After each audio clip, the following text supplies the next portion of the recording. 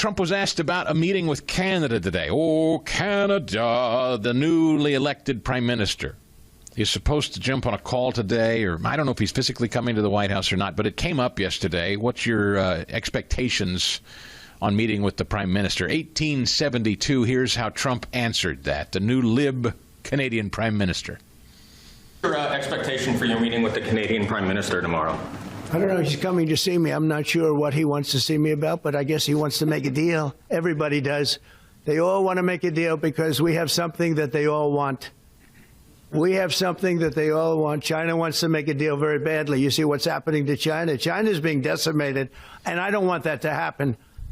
But they have to make a fair deal. We were losing hundreds of billions of dollars a year. We were losing think of it, on our trade policies with Biden. We're losing $5 billion a day. I think Josh, as a great businessman, would not let that happen too long, right? How many groups could lose $5 billion a day? If you lose $5 billion one day, that's the end of that company, right? So Mark Carney, the newly elected Canadian prime minister, is coming to D.C. today. Trump goes, I don't know what he wants. But I said, all right, fine, you want to come over? Fine, come over. I'm not sure. Probably wants to make a deal. Everybody wants to make it. I love that Trump, the president of the United States, the most powerful man in the world, goes, I don't know. He called. He said he wants to come over. I don't know what about, but I'll listen. What? Totally unimpressed, which is exactly the way it should be handled. He goes, look, if you want to keep losing your shirt like China, be my guest. I think it'd be pretty dumb. I hope that is what it's about. We'll see. But just so you know, do you remember last week or 2 weeks ago when this guy won and everybody said, this is the conservative candidate was on his way to winning, and then Trump poked the bear up there and made all the Canadians mad, and so they voted for this liberal politician who's a lunatic just like Trudeau was, and it's all Trump's fault. And yet, look who's coming to kiss Trump's ring today. Now, that's funny behavior from a guy that feels emboldened from a new national mandate in Canada. Screw Trump. Screw his tariffs. Screw that 51st state talk. I'm running against all that, and I just wanted a big mandate. And the first thing he does is pack his things and go to Washington to meet with Trump? Kind of interesting, isn't it? It shows who has the leverage, doesn't it? Lutnick, however, says don't get too terribly excited in the offing, in the immediate, about a deal with Canada. Howard Lutnick, the Commerce Secretary, called Canada a socialist regime and cast doubt on Trump striking a deal with the Prime Minister when they meet today. Carney defiantly declared the previous relationship between the two nations was over as his Liberal Party was reelected. It surged on a wave of nationalism in the face of Trump's threats to annex Canada and increase tariffs. Now, you'll note, Trump won in a mandate election.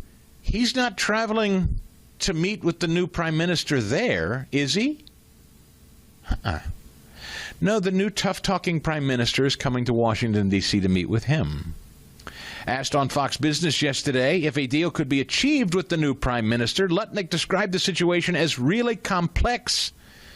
They have their socialist regime. It's basically feeding off America. The president calls that out all the time. Why do we make cars in Canada? Why do our firms work in Canada, he said.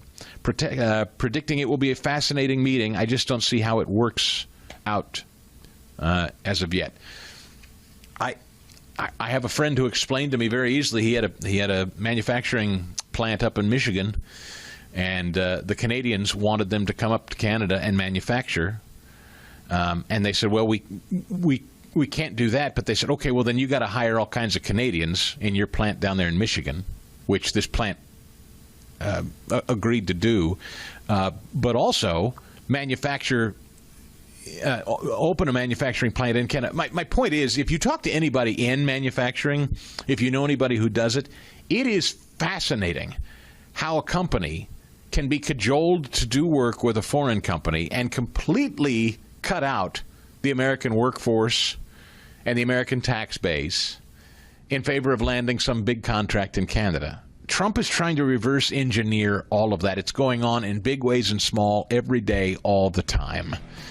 And it's got to stop. It's why Trump's going after everything from milking cattle to making movies. Do it here. For full shows, live and on demand, it's Salem News Channel.